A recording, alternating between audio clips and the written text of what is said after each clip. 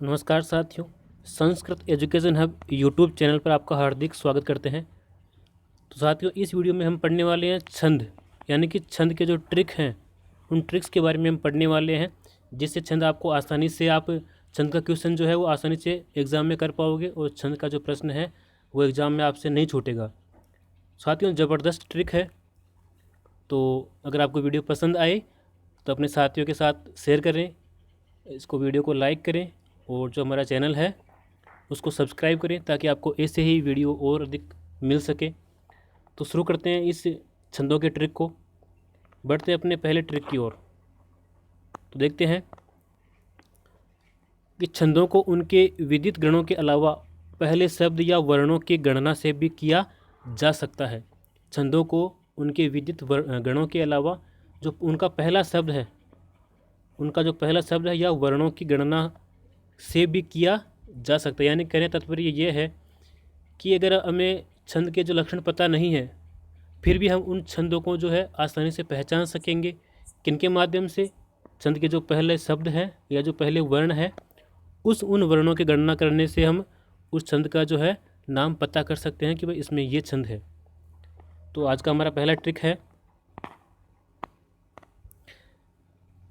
यदि श्लोक के एक चरण में 8 वर्ण हैं, यदि कोई श्लोक है और उस श्लोक के एक चरण में 8 वर्ण हैं, एक चरण में कितने वर्ण हैं? 8 वर्ण है। तो 8 × 4, आपको पता होगा जो श्लोक है उसके उस श्लोक जो होता है उसमें 4 चरण होते हैं, ठीक है। और एक में अगर 8 होंगे तो 8 चौक कुल 32 वर्ण हो जाएंगे। तो वहाँ पे छंद कौन सा होगा? अनुष्टुप छंद हो जाएगा। वहाँ पे छंद अनुष्टुप हो जाएगा। यानी कि जब आप एक एक चरण की गणना करोगे तो प्रत्येक चरण में 8 वर्ण होंगे। इस हिसाब से 8 × 4 बराबर कुल 32 वर्ण हो जाएंगे। तो जहाँ पर प्रत्येक चरण में 8 वर्ण होते हैं, प्रत्येक चरण में 8 वर्ण होते हैं, वहाँ पे छंद हो जाएगा अपना अनुष्टुप। यह अपना पहला ट्रिक था। अपना अगला ट्रिक है, देखिए 11 वर्ण वाले 3 छंद हैं। 11 वर्ण वाले 3 छंद हैं, कौन कौन से हैं? एक तो अपने आता है इंद्र वज्रा, एक आता है उपेंद्र वज्रा और एक अपने आता है उपजाति, ठीक है। तो अब हम कैसे पता करेंगे कि इसमें कौन सा छंद है? तो सबसे पहले हम बात करेंगे इंद्र वज्रा की। इसमें भी 11 वर्ण होते हैं और जो उपेंद्र वज्रा है इसमें भी 11 वर्ण होते हैं और जो अपना उपजाति है इसमें भी क्या होते हैं? 11 वर्ण होते हैं। तो इनकी पहचान करने का ट्रिक है कि देखिए, पहले हम बात करेंगे इंद्र वज्रा की। तो यदि 11 वर्ण वाले श्लोक के चारों चरणों में अगर पहला अक्षर क्या हो? गुरु हो। पहला अक्षर क्या हो? गुरु हो। जिसको हम इस प्रकार से लिखते हैं, इस प्रकार से, ये गुरु का जो साइन है वो है। तो चारों चरणों में अगर पहला अक्षर क्या हो, पहला वर्ण क्या हो? गुरु हो, तो वहाँ पे छंद कौन सा हो जाएगा? इंद्र वज्र छंद हो जाएगा। अगर वर्ण 11 हो, पहले वर्ण गिनने हैं, वर्ण 11 हो जाए, ठीक है। फिर देखते हैं कि पहला वर्ण जो है वो गुरु हो, पहला वर्ण गुरु हो, तो वहाँ पे छंद हो जाएगा इंद्र वज्रा। इसी प्रकार से हम बात करते हैं उपेंद्र वज्रा की। इसमें भी 11 वर्ण होते हैं। पहले वर्णों की गणना करेंगे, 11 वर्ण होते हैं और फिर क्या करेंगे? जो 4 चरण होते हैं उन चारों चरणों में जो पहला अक्षर है वो होता है लघु। उपेंद्र वज्रा का पहला अक्षर होता है लघु और लघु का साइन होता है ये एक सीधी लाइन, खड़ी लाइन, ये होती है लघु का चिन्ह। तो सबसे पहले गणना करेंगे, भाई 11 वर्ण हो गए। तो वर्णों की गणना करने के बाद क्या करेंगे? तो 4 चरण होते हैं, उन चारों चरणों का जो पहला अक्षर होता है वो हमेशा लघु आएगा। तो वहाँ पे छंद हो जाएगा अपना उपेंद्र वज्रा। इसी प्रकार से अपना जो अगला ट्रिक है वो है उपजाति छंद का। इसमें भी क्या होते हैं कि जो चरण होते हैं 4, उनमें 11 ही वर्ण होते हैं और ये जो उपजाति है वो अपने इंद्र वज्रा और उपेंद्र वज्रा इन दोनों का मिश्रण है। मिश्रण कैसे है? पहले हम एक बार इसको पढ़ते हैं, फिर आपको समझाने का प्रयास करूँगा कि यदि 11 वर्ण वाले श्लोक के चरणों में एक चरण में लघु और अन्य में गुरु, या एक में गुरु या अन्य में लघु, अथवा लघु गुरु दोनों समान चरणों में हो, तो वहाँ उपजाति छंद होगा। कहने का तात्पर्य ये है कि चारों चारों चरणों में अगर एक चरण में लघु हो और दूसरे में गुरु हो, या फिर पहले में गुरु हो या दूसरे में लघु हो, इस प्रकार से अगर क्रम चलता है और वर्ण के अगर हम वर्ण गिनते हैं और वहाँ वर्णों की संख्या 11 आती है तो वहाँ पे छंद हो जाएगा उपजाति। एक बार इस छंद को आप दोबारा देखिए। हम बात कर रहे हैं उपजाति छंद की। अगर इस छंद के चरणों में अगर पहले चरण में गुरु है और दूसरे में लघु है, या फिर पहले में गुरु है या दूसरे में लघु है, या फिर तीसरे में गुरु लघु है या चौथे में पहला अक्षर गुरु है, तो वहाँ पे क्या होगा, छंद कौन सा हो जाएगा, उपजाति। अगर वर्ण 11 है, पहले में लघु गुरु, वर्ण 11 है या फिर पहले में गुरु या अंत में जो है लघु हो जाएगा, तो वहाँ पे छंद हो जाएगा उपजाति। इसमें वर्ण 11 होते हैं, लेकिन इसमें लघु और गुरु दोनों में से एक एक आता रहता है बारी बारी से चारों चरणों के प्रारंभिक वर्ण में। ये बात आपको ध्यान में रखना है। तो अपना अगला ट्रिक है वो है 12 वर्ण वाले छंदों का। ठीक है, तो 12 वर्ण वाले छंद कितने हैं, 3 हैं। 12 वर्ण वाले छंद भी कितने हैं, 3 हैं। तो उनका निर्धारण एक वर्ण को देखकर नहीं, प्रथम 3 वर्णों को देखकर उनका निर्धारण करेंगे। क्योंकि 12 वर्ण वाले जो छंद हैं वो 3 है, तो उनका निर्धारण हम प्रथम जो 3 वर्ण है प्रत्येक चरण के, उन 3 वर्णों को देख करके करेंगे। देखते हैं 12 वर्ण वाले छंद कौन कौन से हैं। एक तो अपने वंशस्थ, एक है द्रुत विलंबित और एक है भुजंग प्रियातम। ये जो 3 छंद है इनके प्रत्येक चरण में कितने होते हैं, 12 वर्ण होते हैं। तो इनको पहचानेंगे कैसे। सबसे पहले अपन बात करते हैं वंशस्थ छंद की। इसमें क्या होते हैं, 12 वर्ण होते हैं। सबसे पहले वर्णों की गणना करनी है। वर्णों की गिनती करने के बाद में क्या करना है, जो प्रथम जो सभी चरण है ना, सभी चरणों में प्रथम 3 वर्ण जो सभी चरण होते हैं, उन चरणों के प्रथम 3 चरण में क्या होना चाहिए, जगण होना चाहिए। जगण यानी कि लघु, गुरु और लघु, ये मात्राएं होनी चाहिए, इसको जगण बोलते हैं। वहाँ पे छंद होगा अपना वंशस्थ। इसी प्रकार से हम बात करेंगे अगले छंद की।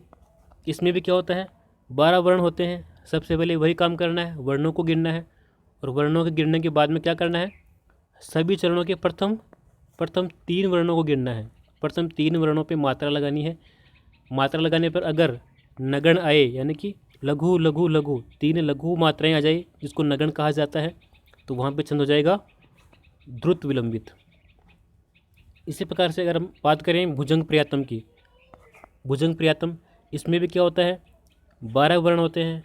वर्णों की गणना करने के बाद में क्या करना है, जो 4 चरण होते हैं उन चरणों के प्रथम 3 वर्णों की गणना करनी है। अगर प्रथम 3 वर्णों की गणना करने पर अगर यगण आए, क्या आए, यगण आए, और उनकी मात्राएं होती है लघु, गुरु और गुरु, अगर ये मात्राएं आए जिसको यगण कहा जाता है, तो वहाँ पे छंद हो जाएगा अपना भुजंग प्रियातम।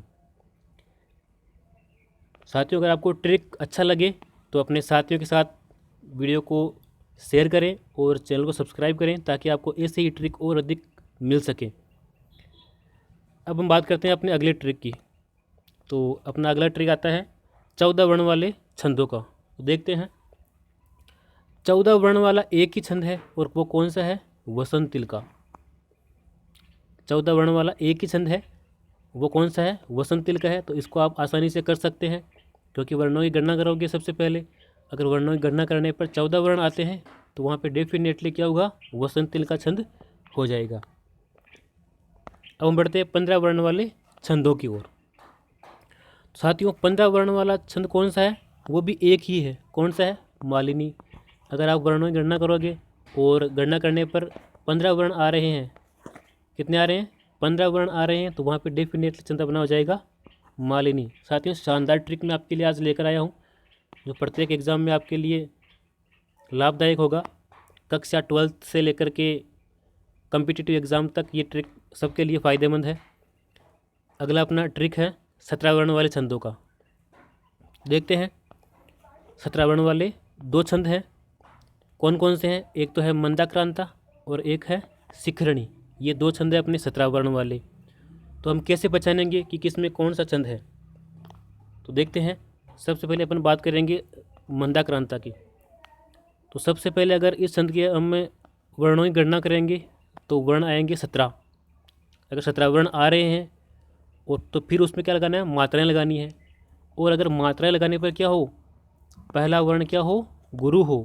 पहला वर्ण अगर गुरु हो तो वहाँ पे डेफिनेटली छंद कौन सा हो जाएगा अपना, मंदाक्रांत छंद हो जाएगा। वर्णों की गणना करोगे, गणना करने पर 17 अपने वर्ण आएंगे। ठीक है, वर्ण फिर उसके बाद में आपको क्या करना है, पहला वर्ण अगर गुरु आए तो वहाँ पे छंद हो जाएगा मंदाक्रांत छंद।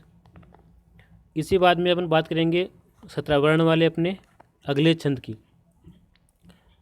तो अगर गणना करने पर 17 वर्ण आ रहे हैं और अगर 17 वर्ण आ रहे हैं और उसके बाद में क्या करना है, मात्राएं लगानी है। मात्राएं लगाने पर अगर पहला वर्ण लघु आ जाए, लघु का चिन्ह होता है ये, अगर ये चिन्ह आ जाए यानी कि पहला वर्ण लघु आ जाए तो वहाँ पे अपना छंद हो जाएगा शिखरणी। इसी प्रकार से अपना अगला ट्रिक आता है 7 नंबर पे। अपना ट्रिक है 19 वर्ण वाला छंद।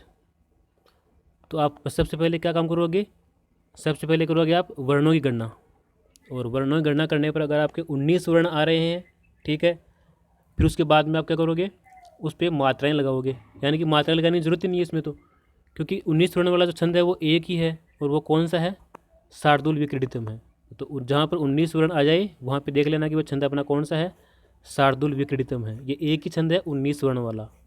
ठीक है, अपने रीड के हिसाब से बता रहा हूँ मैं, 19 वर्ण वाला एक ही छंद है, वो कौन सा है, शार्दूल विक्रीडितम वाला। अब हम बात करते हैं 21 वर्ण वाले छंद की। ट्रिक नंबर 8 है। तो जहाँ पे अगर आप वर्णों की गणना करोगे और गणना करने पर 21 वर्ण आते हैं, गणना करने पर 21 वर्ण आते हैं तो वहाँ पे छंद कौन सा हो जाएगा अपना, स्त्रग्ध्रा। क्योंकि 21 वर्ण वाला एक ही छंद है स्त्रग्ध्रा। और इस स्त्रग्ध्रा जो छंद है इसको त्रिमुनि, कौन सा, त्रिमुनि छंद के नाम से भी जाना जाता है। ये एग्जाम में पूछा गया है कि त्रिमुनि नाम से कौन से छंद को जाना जाता है, तो जवाब हो जाएगा अपना स्त्रग्ध्रा। तो जहाँ पे 21 वर्ण हो वहाँ पे छंद हो जाएगा स्त्रग्ध्रा। अब बढ़ते हैं अपने अगली ट्रिक की ओर। Trick number 9। यदि श्लोक के चरणों में पहले चरण में 12, यानी कि पहले चरण में तो 12, ठीक है, और तीसरे चरण में, यानी कि पहले चरण और दूसरे चरण में तो होगी, पहले चरण में 12, दूसरे में 18 है और तीसरे में 12 और चौथे में 15 मात्राएं। पुनः देखिए एक बार, पहले चरण में 12, दूसरे में 18 है, ठीक है, तीसरे में 12 और चौथे में 15 मात्राएं जहाँ पर होगी वहाँ पे छंद हो जाएगा अपना आर्य छंद। ये एकमात्र छंद है जो मात्रिक छंद है, बाकी सब छंद कौन से हैं, वार्णिक छंद है, जबकि ये छंद है अपने मात्रिक छंद। साथियों, अगर आपको ट्रिक अच्छा लगे तो अपने साथियों के साथ इसको शेयर करें। और अगर आप चाहते हैं कि ऐसे ही ट्रिक अपने को और मिले तो यहाँ पे नीचे लाल बटन दे रखा है सब्सक्राइब का, और यहाँ पे वीडियो के ऊपर भी आपको देख सकते हैं, तो उसको आप प्रेस करें ताकि आपको हमारा चैनल जो है वो आपको आप तक जो है ऐसी वीडियो पहुंचा सके। वीडियो को अंत तक देखने के लिए आपका बहुत बहुत धन्यवाद। जयतु भारतम, जयतु संस्कृतम।